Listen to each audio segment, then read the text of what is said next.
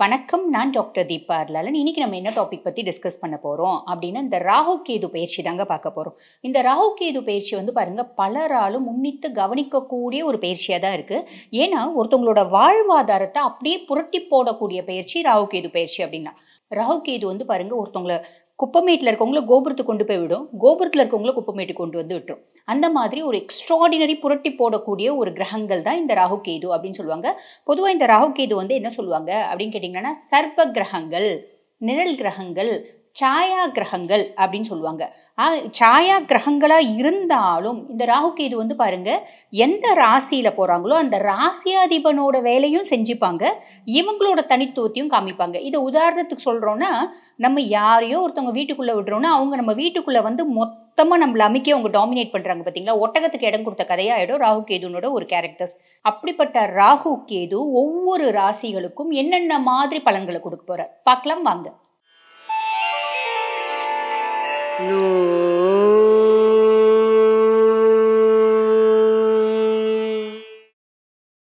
தனுசு ராசி அன்பர்கள், பொதுவாக தனுசை பற்றி சொல்லணும் அப்படின்னாலே சிவதனுசு அப்படின்னு தாங்க சொல்லுவோம். காரணம் என்ன அப்படின்னா, ஈஸ்வரனை வழிபாடு பண்ணும்போது தனுசு ராசி அன்பர்களுக்கு வந்து பார்த்திங்கன்னா வாழ்க்கையில் அதீத மேன்மை அப்படின்றது கிடைக்கும்.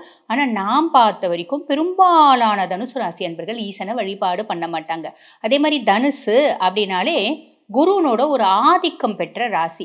குருனோட ஆதிக்கம் பெற்ற ராசி அப்படின்றதுனால ஆசான், சொல்லிக் கொடுக்கக்கூடிய தொழில். அதாவது பெரும்பாலான தனுசு ராசி அன்பர்கள் டீச்சர்ஸு, லெக்சரர்ஸு, ப்ரொஃபஸர்ஸ் அந்த மாதிரி, இல்லை ஒரு பேங்க்கில் வேலை செய்கிறாங்க அப்படின்னா கூட மற்றவங்களுக்கு சொல்லிக் கொடுக்கக்கூடிய ஒரு தொழிலை செய்வாங்க அப்படின்னு சொல்லலாம். ஒரு சாஃப்ட்வேர் ஃபீல்டில் வேலை செஞ்சால் கூட ஒரு டீம் மேனேஜராக இருப்பாங்க, அவங்கக்கிட்ட 4 பேர் கேட்பாங்க, அவங்களுக்கு இவங்க சொல்லிக் கொடுப்பாங்க, இப்படி செய் இப்படி செய்யாத அப்படின்னு. அந்த மாதிரி ஆசானாக இருக்கக்கூடிய தனுசு ராசி அன்பர்கள் படிக்கவே இல்லைனாலும், அக்கா எனக்கு இந்த மாதிரி பிரச்சனைக்கான இப்படி செய்யுமா, இது நிவர்த்தி ஆகிடும் அப்படின்னு சொல்லக்கூடியவங்க பெரும்பாலும் வந்து பார்த்திங்கன்னா வெளியே அவங்களுக்கு சொல்வாக்கு செல்வாக்கு அப்படின்றது இருக்க தான் செய்யும் குருனோட ஆதிக்கம் அப்படின்றதுனால. ஆனால் நான் பார்த்த வரைக்கும் பெரும்பாலான தனுசு ராசி அன்பர்களுக்கு அவங்க குடும்பத்தில் பெருசாக ஒரு மதிப்பு, ஒரு மரியாதை, ஒரு அந்தஸ்து அப்படின்னு அவங்க வீட்டில் இருக்க ஃபேமிலி மெம்பர்ஸ் கொடுக்கறதில்ல. அது என்ன காரணமும் தெரியல, அந்த மாதிரி ஒரு அமையுது. சரி, அப்படிப்பட்ட தனுசு ராசி அன்பர்கள் உங்களுக்கு வந்து சனி பகவான் வந்து பாருங்கள் அர்த்தாஷ்டம சனியாக இருக்குது. ராகு கேது என்ன இம்பேக்டை கொடுக்க போகிறாங்க அப்படின்னா, ராகு பகவான் 3ஆம் பாவம், இளைய சகோதர தைரியஸ்தானத்தில் ராகு பகவான். பொதுவாக வந்து பாருங்கள், அசுபர்கள் 3ஆம் பாவத்தில் இருக்கும்போது அவங்க வந்து ரொம்ப ஸ்ட்ரென்த் ஆவாங்க, ரொம்ப பலம் ஆவாங்க. ஆனால் சுபர்கள் 3ஆம் பாவத்தில் இருக்கும்போது ரொம்ப வீக் ஆவாங்க. உதாரணத்துக்கு குரு பகவான் 3ஆம் பாவத்தில் இருக்கும்போது ரொம்ப வீக் ஆகிடுவார். அவருக்கு பெருசாக வந்து பலம் இருக்காது அப்படின்னு சொல்லலாம். ஆனால் ராகு 3ஆம் பாவம் வந்து பார்த்தீங்கன்னா என்ன அப்படின்னா, நீங்கள் எந்த முயற்சி செஞ்சாலும் அந்த முயற்சியில் வெற்றி அப்படின்றது கிடைக்கும். அதே மாதிரி பொதுவாக ராகு 3ஆம் பாவத்தில் வரும்போது நம்ம வீட்டில் ஆல்ரெடி ஒரு கார் இருக்கும், இன்னொரு கார் வாங்கினா என்ன அப்படின்ற எண்ணம் வரும். ஒன்றுக்கும் மேற்பட்ட வாகனங்கள் வேணும் அப்படின்ற எண்ணம் வரும். அதே மாதிரிங்க 3ஆம் பாவம் வந்து இளைய சகோதர தைரியஸ்தானம் அப்படின்றதுனால நிறைய வந்து பாருங்கள் நம்மளுக்கு தைரியம், தன்னம்பிக்கை அதிகமாகும். பார்த்துக்கலாம், இது வந்து நட உடுப்பை பார்த்துக்கலாம், சீமானி பார்த்துக்கலாம் அப்படின்னு வாங்க பார்த்தீங்களா. அந்த மாதிரி ஒரு அசாத்திய தைரியம் அப்படின்றது வரதான் செய்யும். அந்த அசாத்திய தைரியம் அப்படின்றது வேணாம், கொஞ்சம் பார்த்து நீங்கள் செய்யுங்க. இது வந்து என்னோட அட்வைஸ் அப்படின்னு சொல்லலாம். அதே மாதிரி பாருங்கள், உடல் ரீதியான உபாதைகள் அப்படின்றது நிறைய தனுசு ராசி அன்பர்களுக்கு வரும். இந்த 3ஆம் பாவ ராகுனால என்ன வரும் அப்படின்னா, செப்சிஸ், பாடியில் வந்து செப்சிஸ் ஆகிறது. அதே மாதிரி ஏதோ ஒரு இன்ஃபெக்ஷன் ஆகிறது. இன்ஃபெக்ஷனை நம்ம சரியாக ட்ரீட் பண்ண மாட்டோம், ட்ரீட் பண்ணாததுனால ஒரு ஹாஸ்பிட்டலைஸ்ட் ஆகிறது. இந்த மாதிரி காம்ப்ளிகேஷன்ஸ் வர்றதுக்கு வாய்ப்பு உண்டு. இன்னொன்று, 3ஆம் பாவம் ராகு இருக்கா அப்படின்னா உங்களோட இளைய சகோதரர் இருக்காங்க, நீங்கள் ஒரு பெரிய கன்சர்ன் வச்சு நடத்துகிறீங்க. அந்த கன்சர்ன் வந்து உங்கள் தம்பி தான் வந்து உங்கள் தம்பி ஒரு அந்தஸ்தில் இருக்கவங்க, ஒரு பெரியம்மா பையன், சித்தப்பா பையன், அங்காளி பையன், பங்காளி பையன் தம்பி ஸ்தானத்தில் இருக்கிறான் அப்படின்னா, இளைய சகோதர ஸ்தானத்தில் இருக்கான். அவர் இவ்வளோ நாள் வரைக்கும் ரொம்ப பர்ஃபெக்டாக தான் இருந்தார். அவரை நம்பி நீங்கள் எல்லா வேலையும் செய்கிறீங்க, காசு, பணம், வியாபாரம் எல்லாம் அவரை நம்பியே நீங்கள் கொடுக்குறீங்க அப்படின்னா, கண்டிப்பாக ஒரு பார்வை, உங்களோட ஒரு இன்டர்ஃபியரன்ஸ் அப்படின்றது அதில் இருக்கணும். இல்லைன்னா என்ன ஆகும் அப்படின்னா, அது சில சமயத்தில் அர்த்தாஷ்டம சனி வேறு. இன்னொன்று வந்து பாருங்கள், சனியும் வந்து ஒரு நல்ல ஒரு பொசிஷனில் இல்லை.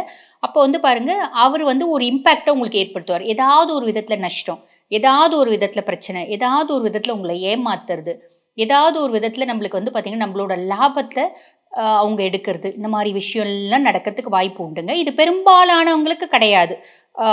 அந்த மாதிரி நம்பி விட்டுருக்கீங்களா, அந்த மாதிரி பர்சனாலிட்டியாக நீங்கள் இருக்கீங்களா, தயவு செஞ்சு பாருங்கள். சரிங்களா? இதை ஞாபகம் வச்சுக்கோங்க. 2வது, நம்ம ஹெல்த் வந்து பார்த்தீங்கன்னா ரொம்ப காஷியஸாக இருக்கணும்.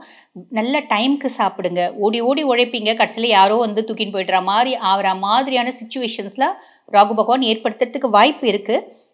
அவர வந்து நம்ம ஜெயிக்க விடக்கூடாது அப்படின்னா, நம்ம விஷயத்துல, நம்ம வேலையில நம்ம கண்ணும் கருத்துமா இருக்கிறோம் அப்படின்னா, பெரும்பாலும் அவர் ஜெயிக்கிறதுக்கு வாய்ப்பு இல்ல அப்படின்னு தான் சொல்லணும். சரி, அடுத்து பொதுவாவே வந்து பார்த்தீங்கன்னா, நம்ம பரிகாரம் அப்படின்னு ஒண்ணு சொல்லுவோம் இல்லைங்களா? அந்த விதத்துல ராகு பகவான் 3ஆம் பாவத்துக்கு என்ன பரிகாரம் சொல்லலாம் அப்படின்னா, நம்ம சர்க்கரை வந்து பாருங்க, ஒரு 400 கிராம் சர்க்கரை வாங்கிக்கணும். அதுக்கப்புறம் வந்து பாருங்க, கொத்தமல்லி அந்த மல்லி விதை இருக்கு பார்த்தீங்களா? அது ஒரு 400 கிராம் வாங்கிக்கணும். பாதாம் ஒரு 400 கிராம் வாங்கிக்கணும். 3த்தையும் வந்து பார்த்தீங்கன்னா, ஓடும் தண்ணீல நமசிவாய, நமசிவாய, நமசிவாயன்னு சொல்லி விடணும். சரிங்க, இது ஓடும் தண்ணீல இதெல்லாம் விடுறோம். அது என்ன ஆவுது? எதனால நம்மளுக்கு வந்து ராகு பிரீத்தி ஆவுறாரு? எதனால நம்மளுக்கு நல்லது நடக்குது? உங்களுக்கு தோணும் இல்லைங்களா? எதனால வருது அப்படின்னு?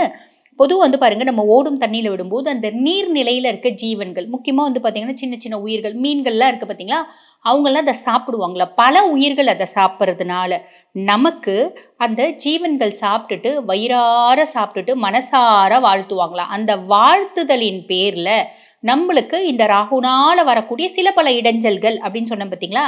அந்த சில பல இடைஞ்சல்கள், இடையூறுகள், இன்னல்கள், குழப்பங்கள், சஞ்சலங்கள் தீர்றதுக்கான வாய்ப்பு நெறைய உண்டுங்க. புரியுதுங்களா? சரி, ஓகே. இப்ப அடுத்து வந்து கேது பகவான் வந்து 9ஆம் பாவம், பாக்கிய கேது. இந்த பாக்கியஸ்தானத்துல கேது வர்றது என்ன பண்ணுவாரு அப்படின்னு கேட்டீங்கன்னா, தாய் வழி உறவினர்கள் நம்மளுக்கு வந்து நல்ல சப்போர்ட்டா இருப்பாங்க. அதே மாரி தாயினோட ஆதரவு அப்படின்றது கிடைக்கும். தாய் வழி மரியாதை, நம்ம அம்மா, மாமா, சித்தி, அதாவது அம்மாவோட தங்கச்சி, தங்கச்சி ஹஸ்பண்ட், பெரியம்மா, அம்மாவோட அக்கா, அக்கா ஹஸ்பண்ட், இவங்க எல்லாம் உங்களுக்கு நல்ல ரெஸ்பெக்ட் குடுக்கக்கூடிய காலகட்டமா இருக்கும். ஓகேங்களா? கேது பாக்கியஸ்தானத்துல இருக்கா. அதே மாதிரி பாருங்க, உங்களோட சொல்வாக்கு அதிகமாகும். செல்வாக்கு அதிகமாகும். வருமானம் அதிகமாகும். பாக்கியஸ்தானத்துல கேது இருக்கும்போது நெறைய பேருக்கு வந்து பாத்தீங்கன்னா, வெளிநாட்டு பிரயாணம் அப்படின்றது வரும். அது தொழில் ரீதியா வெளிநாட்டுல போயிட்டு சம்பாதிக்கிறதுக்கான வாய்ப்பும் கேது பகவான் ஏற்படுத்தி குடுப்பான். படிக்கிறதுக்கு போய் நம்ம வந்து வெளிநாட்டுல போய் உட்கார்ற வாய்ப்பும் ஏற்படுத்தி குடுப்பான். நான் ஆல்ரெடி ஒரு பிசினஸ் நல்ல பெரிய லெவல்ல செஞ்சுட்டு இருக்கேன். நான் என்ன பண்றேன், ஃபாரின்ல கொலாப் வைக்கிறேன். கொலாப் வச்சு ஃபாரின்ல ட்ரேட் பண்றேன். இந்த மாரி வெளிநாட்டு வர்த்தக சம்பந்தப்பட்ட ஒரு வாய்ப்பையும் ஏற்படுத்தி கொடுப்பான். ஆக சொல்வாக்கு, செல்வாக்கு, பேரு, புகழு, அந்தஸ்து, மரியாதை, கௌரவம் அத்தனையும் இந்த பாக்கியக்குரு ஏற்படுத்தி கொடுப்பா அப்படின்னு சொல்லலாம். நிறைய பேர் வந்து பாருங்க, இந்த ரிலீஜியஸ் டூர் அப்படின்னு சொல்லுவாங்க பார்த்தீங்களா? அவங்களோட மதம் சார்ந்த ஒரு தீர்த்த யாத்திரை மாதிரி செல்றது, மதம் சார்ந்த டூர் செல்றது, வெளிநாட்டுக்கு பிரயாணம் பண்றது. இப்போ முஸ்லீம்ஸா இருக்காங்க அப்படின்னா, இந்த மெக்கா மதீனா போறது, ஹிந்துஸா இருக்காங்க அப்படின்னா, அவங்க வந்து காசி, கயா இந்த மாரி புண்ணிய ஸ்தலங்களுக்கு போறது, இந்த மாரி பாக்கியத்த நெறைய ஏற்படுத்தி குடுப்பார். ஆக பாக்கியகேது அபரிவிதமான பாக்கியங்களை அள்ளி கொடுக்க தயாரா இருக்காரு. அத நம்ம கரெக்ட்டா யூட்டிலைஸ் பண்ணிக்கினா மட்டும் போதுமானது. புரியுதுங்களா? எப்பயுமே நேரம் நல்லா இல்லன்னா, ஓடி, ஓடி, ஓடி, ஓடி உழைக்கணும். நேரம் நல்லா இருந்தாலும் ஓடி, ஓடி, ஓடி, ஓடி உழைக்கணும். எதுக்கு அப்படின்னா, நல்ல நேரத்த நம்ம பேக்கப் பண்ணி வச்சுக்கிறதுக்கு நம்ம உழைக்கணும். நேரம் சரியில்ல, வாழ்வாதாரம் அப்படியே மெயின்டெயின் பண்ணணும். எது எப்டி எப்டி எங்கெங்க இருக்கோ, அதது அப்படி அப்படி அங்கங்கேயே இருக்கணும்னாலும் நம்ம ஓடி தான் உழைக்கணும். ஆக மனுஷங்களா பொறந்துட்டோம் அப்படின்னா, ஓடிட்டே தான் இருக்கணும், உழைச்சிட்டே தான் இருக்கணும். ஏன் அப்படின்னா, உலகம் ரொம்ப காம்படிட்டிவான வேர்ல்டு. உலகத்துல வந்து பார்த்தீங்கன்னா, போட்டி ரொம்ப ஜாஸ்தி. நம்ம வந்து அந்த போட்டியில ஓடல அப்படின்னா, நம்ம பின்தங்கிடுவோம். ஆக ஓடிட்டே இருக்கணும் அப்படின்றத ஞாபகம் வச்சுக்கோங்க. சரி, இப்ப கேது பகவான் 9ஆம் பாவம். இதுக்கு என்ன பரிகாரம் பண்ணலாம் அப்படின்னா, நல்லா தானே இருக்காருன்னு சொன்னீங்க அப்படின்னா, ஆமாங்க, நல்லா தான் இருக்கிறாரு. இருந்தாலும் பரிகாரம் அப்படின்னு செய்யறது நல்லது. ஏன்னா, நம்மளோட முயற்சியும், நம்மளோட இறை வழிபாடும், நம்மளோட உழைப்பும் என்றைக்கும் தோற்ததா சரித்திரமே கிடையாது. இத 100க்கு 1,00,000% ஸ்ட்ராங்கா நம்புற ஒரு பெர்சனாலிட்டி நானு. அதனால நான் உங்களுக்கும் சொல்றேன். இது நான் வந்து அப்படியே பிளைண்டா நம்புறதில்ல. எத்தனையோ பேர்களுக்கு நாங்க பரிகாரம் குடுத்துருக்கோம். அத்துணை பேரும் ரொம்ப நல்லா இருக்காங்க. ஈசனோட ஒரு கடாட்சத்தினால, ஈசனோட ஒரு கருணையினால, ஈசனோட ஒரு தயையினால. ஆக இந்த பரிகாரம்லாம் ரொம்ப நல்லா இருக்கு அப்படின்னும்போது, இத பார்த்து நாங்க இப்ப இந்த பதிவ வந்து ஒரு 20,000 பேர் பார்க்குறாங்கன்னு வச்சுக்கோங்களேன். அதுல 100 பேர் பண்ணுவாங்கல்ல. அந்த 100 பேர் பண்ணி, அந்த 100 பேர் நல்லா இருக்கும்போது என்ன ஆகுது அப்படின்னா, நீங்க நல்லா இருக்கிறதுனால நீங்க சந்தோஷம் அடையறீங்க. நீங்க நல்லா இருந்து நீங்க பரிகாரம் பண்ணும்போது, நீங்க பண்ற பரிகாரத்தினோட புண்ணிய பலன்ல எனக்கும் ஒரு மடங்கு வரும். அதனால நாங்க பரிகாரம் சொல்லுவோம். புரியுதுங்களா? நீங்க நல்லா இருக்கணும் அப்படின்றதுக்காக. சரி, ஓகே. அப்ப இந்த கேது பகவான் 9ஆம் பாவம். நம்ம என்ன பண்ணலாம்? அழகா வீட்ல ஒரு நாய் வாங்க.